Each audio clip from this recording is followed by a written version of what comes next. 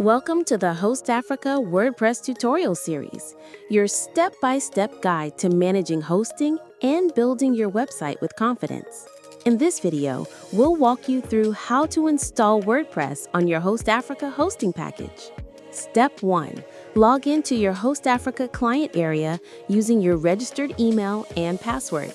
Once logged in, go to Web Hosting and select the hosting package where you'd like to install WordPress. A pop-up widget will appear. From here, simply select I want to install WordPress. Next, enter your username, email, and password. Once done, click Install WordPress. That's it.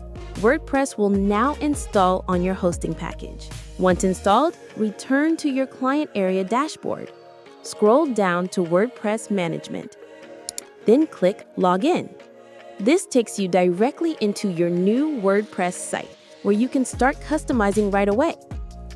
Make sure you save your login details somewhere safe.